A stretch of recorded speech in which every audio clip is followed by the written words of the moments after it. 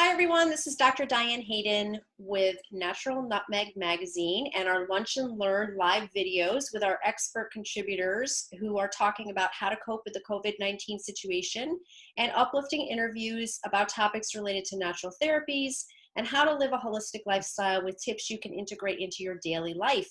And today I have with me Sharon Sklar of Sharon Sklar Rolfing. She's in her 39th year of private practice as a certified advanced rolfer, state licensed, and the only rolfer and certified Yamuna body rolling practitioner in Central Connecticut. Sharon works with direct manipulation of the soft tissue of the body and movement re-education over a 10-session series to help her clients feel freer, get more balanced, and reduce chronic pain. So thank you, Sharon, for being with us Great. today. How are you? God, I sound really great. Yeah. Well, I'm excited about this because I bet there are a lot of people out there who are saying, what the heck is Rolfing? I've never even heard of that before. Yeah. So we're gonna, and I remember when I first met you, I had that question. It was not a modality that I was familiar with. And so, and it is amazing. The fact that you've been doing this for almost 40 years is truly, I think, just a testament, obviously, to how amazing this modality is and just your love and passion for it. So we're going to get into all of that, but I guess let's just start with what's Rolfing? How do you explain that to people? Yeah, Rolfing, it was originally called structural integration, and it was created by Dr. Ida P. Rolf, and she was a pioneer in body work and all kinds of things. She had a double PhD in human physiology and biochemistry back in the 1920s. Wow. And she had a child who had something going on, and through what she knew and what she studied, she knew it wasn't a normal thing that you could take him to a doctor for. Doctors had said, it's not juvenile arthritis, it's not this, it's not that. So she started working on his connective tissue because that's what she knew about. And all of a sudden, those issues went away. And so Rolfing really first started with her working on children. And then after a while, the Rolf Institute was founded in 1971 in Boulder, Colorado. And that's where people went to really study and learn from her. And that's how it all started. Wow, that's amazing. Yeah. And so how did you find out about it? Oh gosh, I have a BFA in sculpture from Boston University, and we learned about the human body for 4 years. So I knew how to sculpt a body, create an armature, which was like a skeletal system, and lay the muscles on. We had to study a lot of anatomy. So when I got out of college in Boston and I moved back to the Hartford area, because I was originally from Bloomfield, I started getting some massage because that's back in the 70s when body mind stuff was really starting to come to the forefront. And I started going for some massage, and the massage therapist at the YWCA knew that I was really interested in knowing more about this and that. And one day she said to me, hey, have you ever heard about Rolfing? And I said, no, what's that?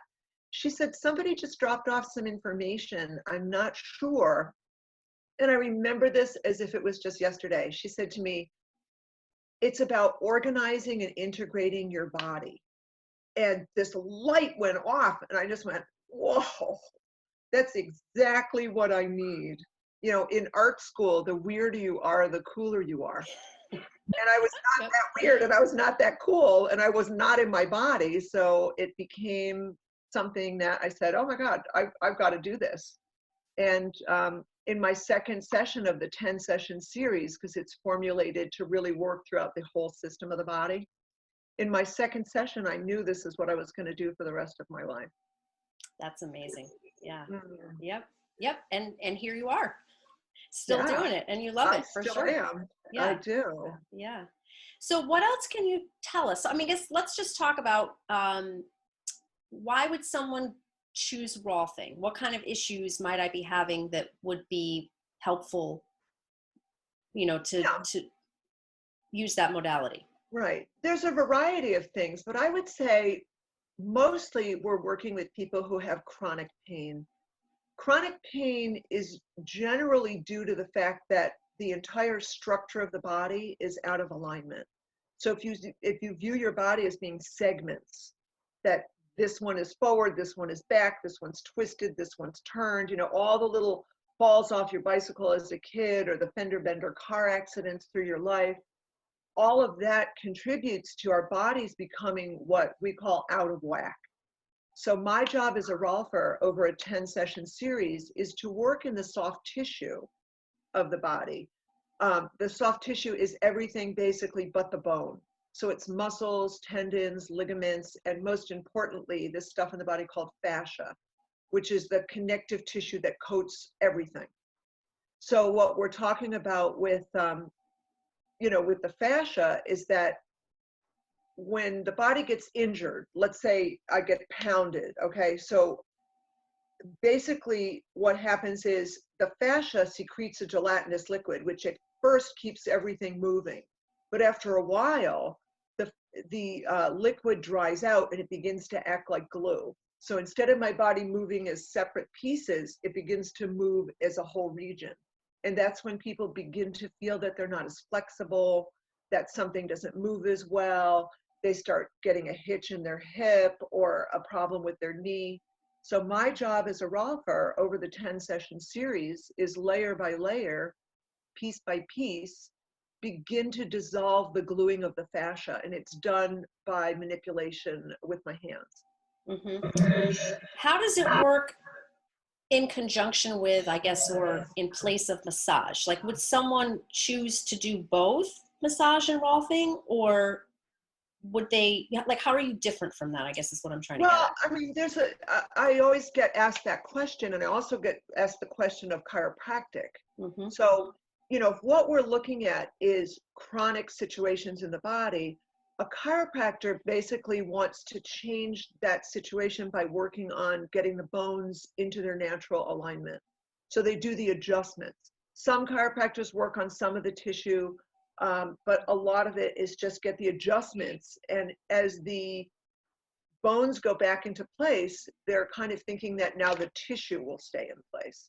We as Rolfers say, the bones don't move themselves. It's all the connective tissue, muscles, tendons, ligaments, and fascia that move the bones. So we want to change the matrix of all the soft tissue so that the bones stop getting pulled out of alignment. Exactly. So it becomes a more progressive, permanent change. Mm-hmm. So I think I had gone to massage school as a prerequisite for Rolfing school. So I'm not speaking as someone who doesn't know anything about massage. And even deep tissue massage, you know, that still works in the fascia of the body. But Rolfing is a system by which if you let this go, that go, this go, then this releases, that releases, this releases. So if somebody came into me with a glitchy hip, I would say we have to look at your entire body. It's not just living in your hips. We have to look at this, this, and this, and it will get addressed over the 10 sessions, but I wouldn't just go dig on their hip for 10 sessions. It's not what it's about. So it's very different. And, you know, when I was in grade school, we used to have that metal cabinet that had the skeleton hanging in it. And the teacher would say, the skeleton holds up your body and then the muscles hang off the bones. And then I go to Rolfing school and they say all the muscle, tendons, ligaments, and fascia, all the soft tissue is really the organ of support of the body. And the bones are merely spacers. Oh, So totally. it was a totally different thing. Yeah, Totally. exactly. I think, well, I'm an exercise physiologist, but I believe that to be true, not only because of my training, but also when you think about elderly people or people who have been immobilized for a while, their skeleton is still intact. Why can't they walk? It's because the deterioration of the muscle and the ligaments. It has nothing to do with just the bone structure being there. Yes, exactly. And I remember I had a friend at Boston University who was studying physical therapy, and we maintained a friendship over the years. And she was a physical therapist who never put her hands on people. She just said, we can exercise it out. And I was saying, no, as a Rolfer, you have to put your hands on people. And we just had this thing, you know? And I believe that direct manipulation is really what begins to solve a lot of these problems. Now, yes, people with chronic aches and pains, but you know, when I got Rolfed years ago after college, I wasn't really in any pain. I just wasn't in my body. I just didn't know myself. I just didn't feel centered or grounded. So it was through the work that I got my feet on the ground and really began to see just the wonder of life, you know. So it's not necessarily people in chronic pain. I sometimes have people in acute pain, but you have to still look at the body as a whole and not just go in and charge into one spot. Right, exactly. So yeah, so it's for anybody really. I mean, it's for, people dealing with pain situations, but really just anyone, who I almost feel like there's a spiritual element to it when you talk about being grounded in your body and Mm. getting to know, um, so many of us live from the neck up. And like you say, like we're not in touch with our body at all. And that's Sure. generally when we start to see all kinds of different physical illness present, because we're just not connected with how the body feels and being tapped in and tuned into, oh, there's something going on here, I need to address it. Oh, Or absolutely. And I've worked a lot with athletes. I worked with a young woman who is still, you know, she's in skeleton, and she's in the U.S. Army, and she was going for her Olympic bid in skeleton. So that's when you have this little suit on and a helmet, and you run like hell, and you jump, you know, belly first, head first onto a little sled that goes like this. So this woman, you know, she's an athlete. I just actually saw her a few months ago. She stopped in because she's usually somewhere in a very cold climate. But, you know, I help her. So, I mean, there's an elite athlete, and we were still able to get some really great work done in terms of getting her balanced and on her feet in a very different way. I've worked with dancers. I've worked with people who have tried lots of things, what I call the dead end kids. They can't seem to get help for what they have going on, and sometimes just out of sheer frustration they call me and we take care of it if we can. You know, I mean, now anybody who does work like I do, anybody who does hands-on work, I have a real thing about, I'm not saying I'm a healer. I really do believe people heal themselves, but I can bring them to a place where perhaps they can create a movement or an understanding or get a different sense of how their body can really work for them. And then they grab that information and take it and they heal themselves. So I never think of myself as a healer. I just bring them to the point where they can make some new choices. right, exactly, I agree with you. We do all have the capability to heal ourselves. Most of us don't know that or think about it, but Mm. the body is amazing and it was designed to do that essentially. And then there's, people like yourself that help us with the understanding and facilitate it. Because we're obviously, well, correct me if I'm wrong, but I'm not going to Rolf myself. Right. Yeah, Okay. exactly. Yeah, it's not just about, you know, because it is about the pressure creates friction, the friction creates heat, the heat begins to dissolve the gluing of the stuck fascia. Okay. So, hey, if I've twisted an ankle, I know enough, I can go in and go blah, blah, blah and fix my ankle.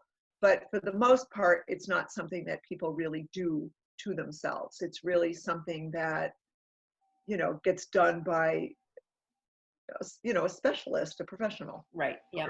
And so it's 10 sessions, but then it sounds to me like it's not just, just like massage and chiropractic. You don't just come for 10 sessions and then see you later, I never see you again. This Right. is something I feel like you continue to, want to do. Is it always a 10 session thing, or is that something that you're using to specifically treat a condition or symptom, and then ongoing, let's say people may come to you once a month, or how does that work? Yeah. So yes, it's billed as a 10 session series because we're really trying to look at what could we do that can change the shape of this person's body and get them more solid after the 10 sessions. So that's what we call the basic Rolfing. And after I was certified in July of 1981, God, that sounds so long ago. But after I was certified, we had to take a certain amount of 6 and 3-day courses through the Rolf Institute and qualify to do the advanced Rolfing training. So after my name, it usually says certified advanced Rolfer. So it just means I went through, it's like, you know, I went to massage school. So that's like going to high school to go to college. And then if I went to Rolfing school, then the advanced Rolfing was like going to graduate school. So it's just steps towards something. So in 1988, I did my advanced Rolfing training. So the 10 sessions is set up, it's organized so that we're really working to change the organization of the body. The 5-session advanced series, which I learned 7 years later, is all about going in and releasing something from your core. So if something didn't get resolved in the first 10 sessions by releasing all the layers, we can go in and do different work that brings it a little bit deeper. So, and I do have clients that come in, until COVID, I had clients that would come in once a month faithfully or quarterly, or, I would never keep working on somebody every week. That's just not what Rolfing is about. But I have people that, just really love it and want to keep coming back. Yeah. I love what you said about releasing something from your core, because I feel like that speaks to the fact that we hold emotions in our body, and people don't even realize it. But when you are dealing with a lot of fear and stress and frustration or resentment or any of these negative emotions, if you're really tapped into your body, you can feel that in certain areas. Like I hold a lot of tension right here in my traps. And I know that if I'm getting frustrated about something or fearful or whatever, my shoulders will start to do this. And before you know it, I'm like, what am I doing? Like my shoulders are like up in my ears. Yeah. And it's funny because I used to do it as a kid. I remember specifically that my pediatrician used to say to my mom, tell that kid to put her shoulders down. And I think I was just like, I was nervous or whatever about the doctor. And so I would come in like this, like a football player. And I think I've developed these huge traps because of that. Yeah. But you can actually feel like that emotion, that tension is actually holding an emotion in your body. Absolutely. And you need a practitioner like yourself to help you work that out. That's what you mean by releasing something from your core. Absolutely. And one of the things I specifically have done with my Rolfing training is I got trained in Rolfing movement. So as I'm teaching people, or as I'm Rolfing them and we're releasing parts of their body, I'm teaching them how to use their bodies more effectively. So that when you sit, your body supports you. If people sit and they kind of tuck their tails under them and then they're at their desks all day, and then by the time they're leaving, they're like this, they have stomach problems, they have neck and shoulder problems, they might have chronic headaches, they might not be breathing. So if you teach people how to sit in such a way that, their body really supports them, there's a lift that goes on. These bodies are not arbitrary. This was a well-planned situation, to make these human bodies that really do have a lot of internal knowing. And it's my job to get people tuned into that place where, yes, if you do this, look what happens. And all my clients sit better and get rid of headaches and can be at their desks. And yeah, there's a lot to it. Yeah, you wrote a great article about that, actually. If people want to find that on our website, you can just go to naturalnutmeg.com and you can actually search Sharon's name. Just put that in or put Rolfing, it'll pull up that article that you wrote about basically how to sit. Yes. Like who knew there were so many components to it? But yeah, you're absolutely right. But, and especially once you get your butt out and you get your feet in the right place and you shift your pelvis, boom, I don't have to think about it. Right. It's just natural. And if it does come up, if I don't feel well or I'm overtired, and all of a sudden I find myself down like this, it hurts my back, it hurts my stomach, everything feels out of whack. So when you're used to it, you just go there automatically. It becomes natural. Exactly. So the other thing that you do that I want to talk about that's really interesting is called Yamana body rolling. So tell us about that. Yeah, I had been a Rolfer for quite a while, and I visited a Rolfer friend, and she said, "Oh, let me show you this." And she sat on this ball and was rolling around. She goes, "You try it." And I was just like, "This is great. It's releasing my hamstrings and my butt, and my low back." And within, I would say within weeks, I was in a training in New York City with Yamana body rolling. So what it is a series of balls. So here's one of the balls, and here's another ball. And that's why everybody has said, well, why don't you do these online classes, which gets a little more complicated. So these balls are slightly different sizes, okay? So there's a basic ball and a more advanced ball. They do different things. But the basic premise of Yamana body rolling is that you could use the ball as a fulcrum to begin to stretch and release your muscles in a different way.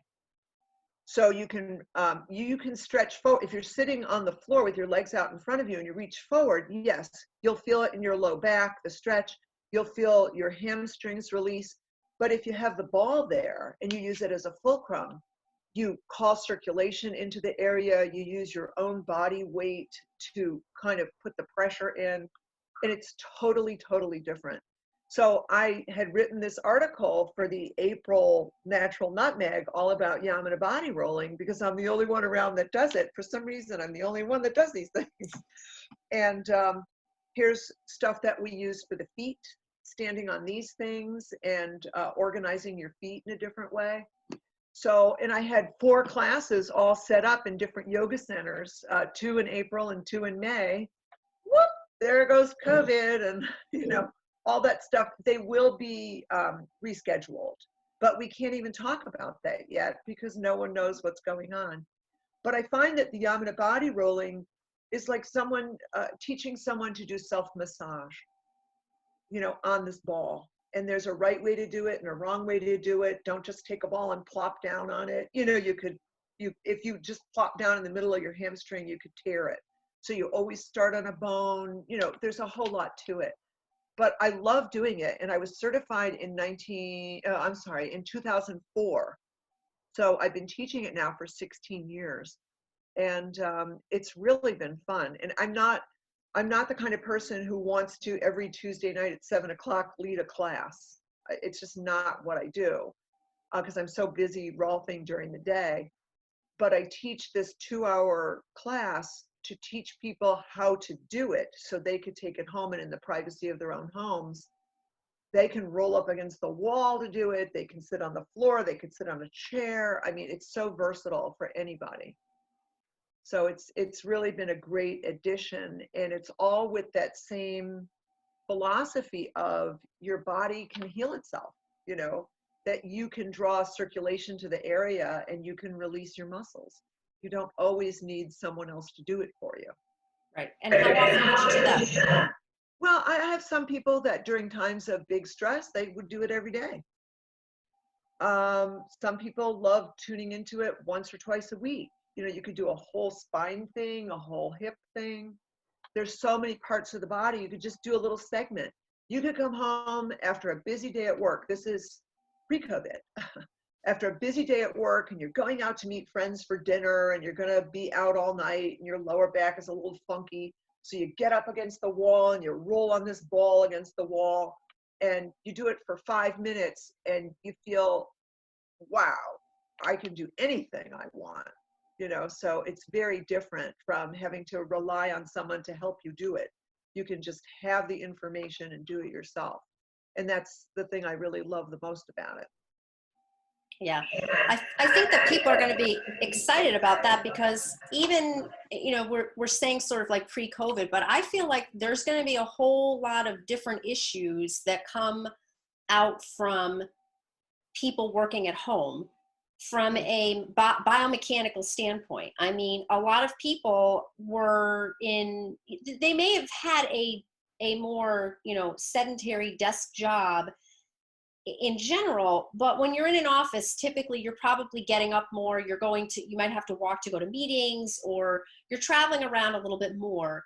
Whereas now when you're confined to your house, you're doing your job from home, a lot of us are just literally sitting the entire day. And so all that's doing is, causing more tension and stress in the body and making all, any part of our body potentially tighter.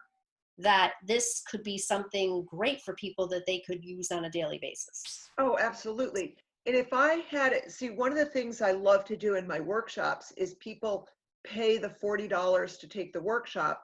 They get to try it.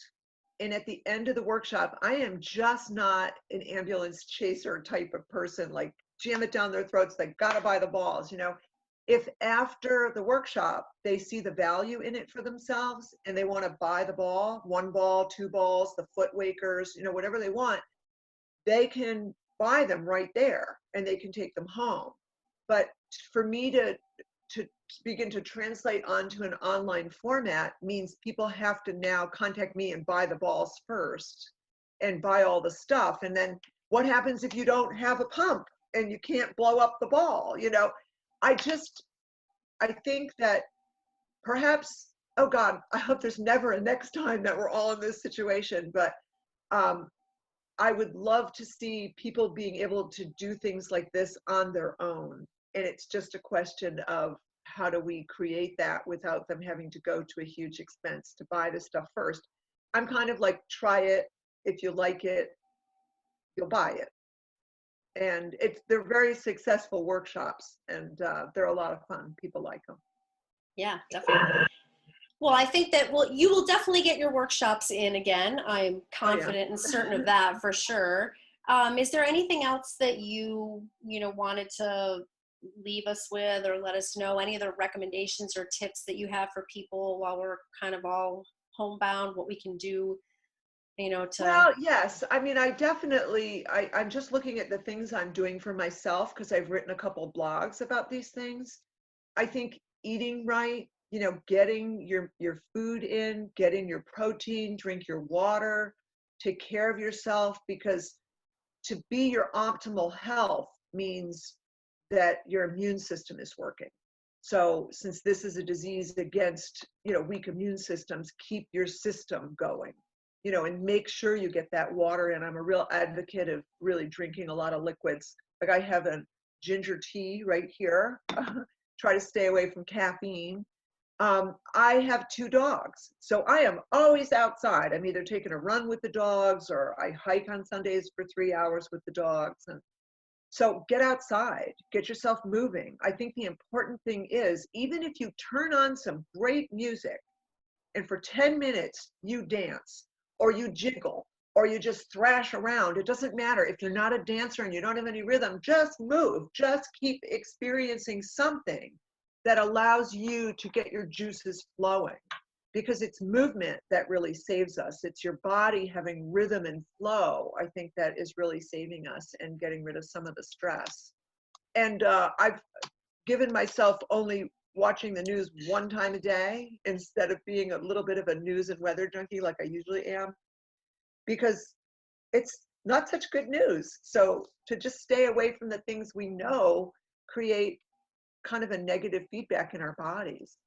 Read more, contact people. I mean, I can't tell you how booked up I am with Zoom calls with friends and groups. And, I'm kind of a solitary person, but all of a sudden, my schedule is get on the family Zoom and get on this Sister Goddess evening Zoom and go on this Zoom and that Zoom. And I'm probably more social these last 6 weeks than I've been in a very long time. But I think that's part of what is going on now, is that it's our own issue if we feel isolated. I think, socialization and reaching out to people, I think it's just so important. Last night, I put out what you had sent me, about the week in review of who was coming on to the lunchtime series. And I sent it out and I got calls from people or emails from people. And it was just so heartwarming. So I think what we have to do is just be kind to each other and ourselves during this time, and just keep moving, dance, jiggle, be happy, call your friends, stay out of the doldrums, because that's when illness hits, is when we're off our mark. And I could actually say I had canceled this with you. I had postponed it because I had a sty in my eye, and that I had a whole lot of stuff going on with that. And I could really feel that emotionally, I just wasn't as present in my life, and I was dealing with loans and grants and blah blah blah blah blah. And that's just not me. I get my hands on people. I work with people one on one. I don't want to sit in front of a computer all day. So that just had to pass. I had to go through it, had to lighten up on the other side. And I think it's just to be as positive as we can be and know that this too shall pass, that we will survive this. We are strong as a people, and we just have to really reach out and, to family and friends a lot. Yeah. And there's opportunities and everything. I keep saying that, like this is an opportunity. I believe it happened for a reason. I believe it was a necessity.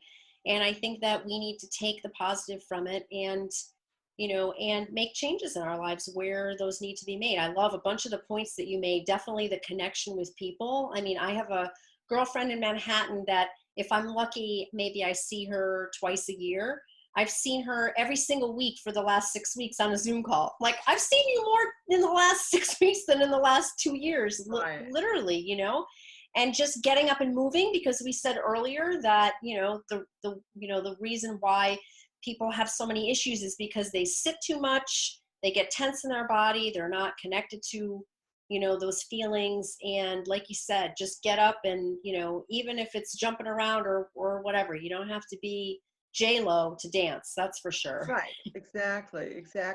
One of the other things that came up in a conversation several times is the spiritual opening that this is causing, that the earth is actually thanking us with the less smog and the less congestion on the highways. And when I see these YouTube videos about women complaining that their kids are driving them crazy and that they should be in school, and we're going to appreciate school teachers more. We're going to, look at how we appreciate the people on the front lines in hospitals or in the grocery stores. I can't leave a grocery store, without chatting up the cashier and saying, please stay safe. I think it's going to make us kinder to each other and more gentle. And I'm only going to the store once every week or 10 days. And I love grocery stores. I used to go all the time, but it's like I'm using less gas. I'm becoming more conscious of what I have. I'm not just pulling things in all the time. I'm using what I have. So it feels like my consciousness is changing towards the world around me. Yeah, I agree. Absolutely. And I have to say, you look fantastic today. So your intuition was right about postponing our call till today. And everything passes, just like you said, just like the sty in the eye. It's not going to be forever. So how do you want people to get a hold of you or be able to contact you or learn more about you? Yeah, I have a really great website that is just maybe 6 months, 9 months old.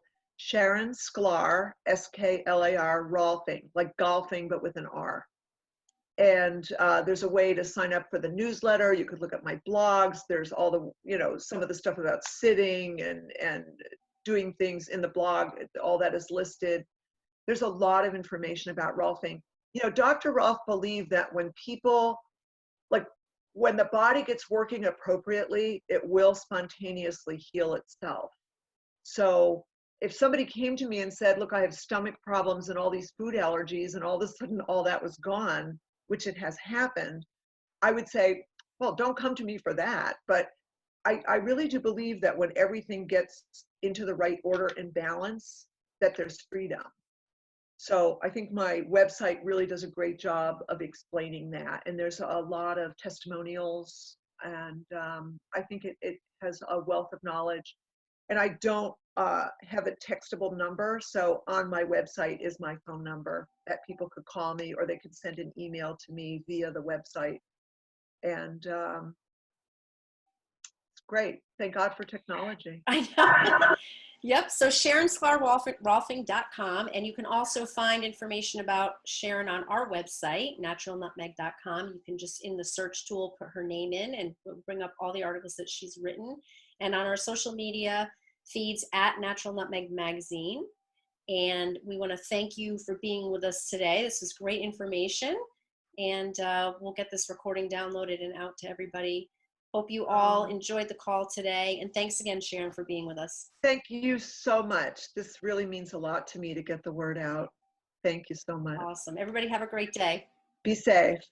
Bye.